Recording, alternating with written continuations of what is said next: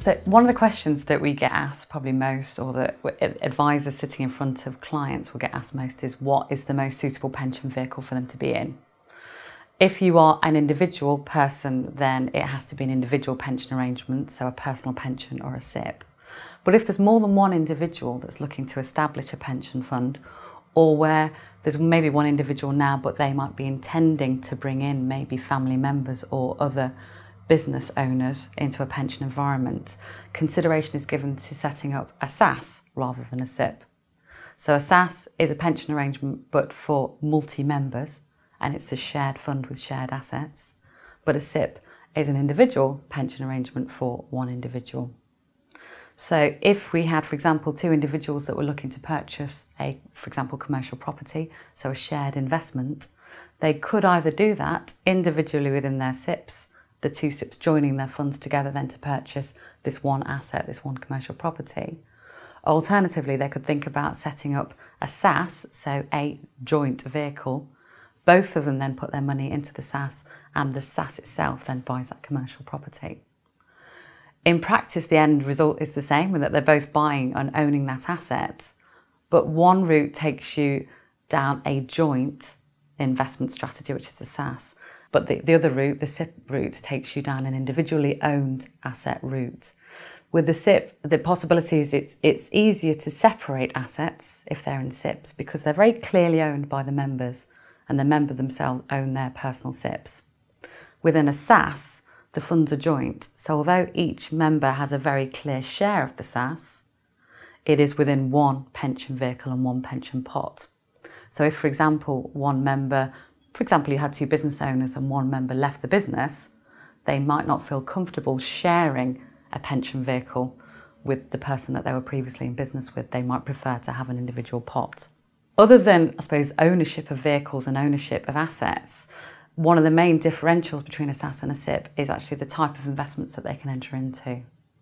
A SASS can enter into all the same investments that a SIPP can enter into, but the one biggest selling point, or the one biggest advantage for a SASS, is that the SASS itself is allowed to loan money back to the company, the principal employer that set it up.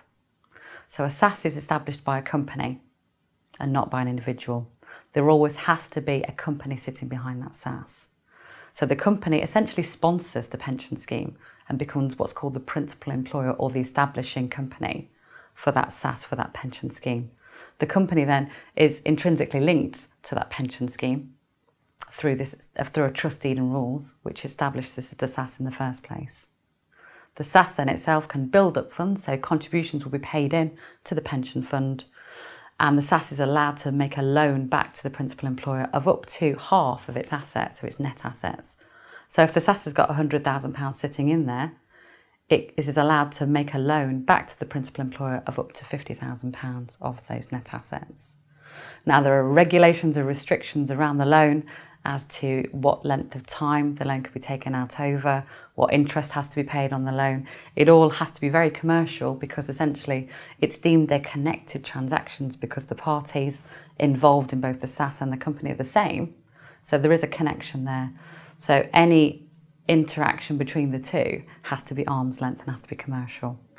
If it's not, there's a risk that the tax efficient status of the pension scheme might be put at risk, and obviously that's something that we would want to make very certain is avoided. So the main differential between SASS and SIPP is that a SASS is a multi-member fund. It's lots of individuals in there. I'd say typically up to 12 individuals will go into a SASS, whereas the SIPP itself is a one-man pension arrangement. But they can typically invest in similar things, but the key advantage for a SASS is that it's allowed to make a loan back to the principal employer.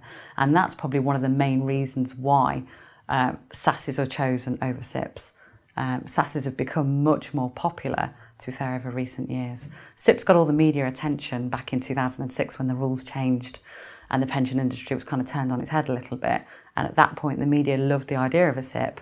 And SIPPs still work very, very well for a lot of people.